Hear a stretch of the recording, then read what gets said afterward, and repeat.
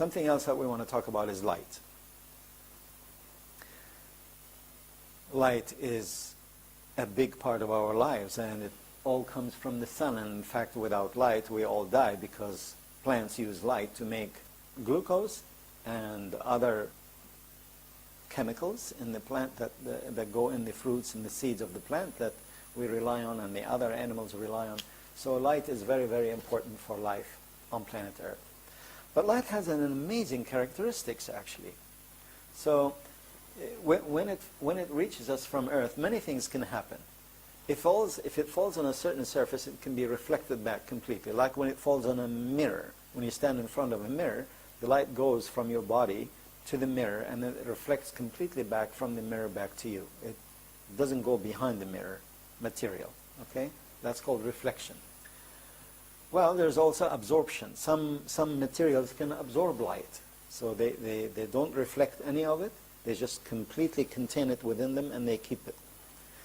And other materials will allow light to go through. They don't reflect it. They don't absorb it. They allow it to go through, but they refract it. What does refraction mean? It means they make it change its angle. What's an example of that? When light hits water. Air is different medium than water. It's less dense. Water is more dense than air. 800 times more dense than air, actually. So when the light hits water, it changes its direction. It starts going in a different direction. That's called refraction. And so light has very many amazing characteristics, and we're going to study that in a bit more detail now. We see color. Where does color come from?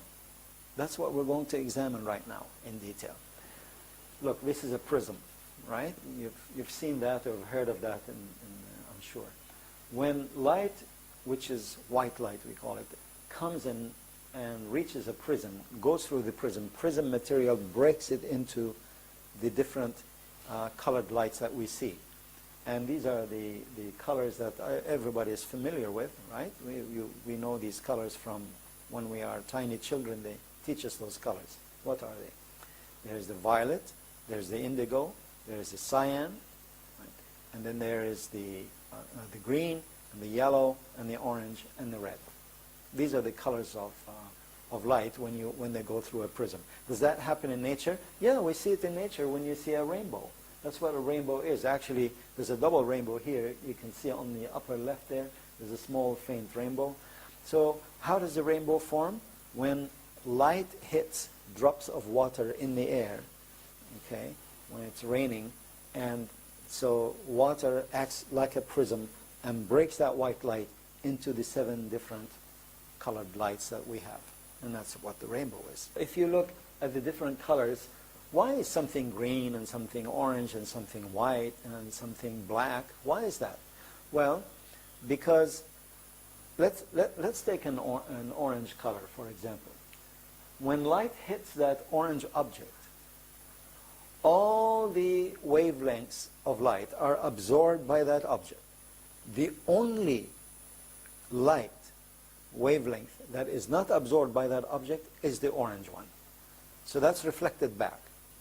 So that object is orange because it absorbs all the other wavelengths of light except orange. It does not like it. It throws it back at you. And that's why you see it orange.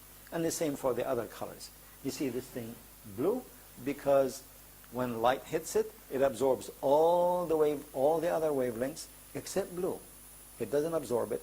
It reflects it back to you, and that's why you see it blue.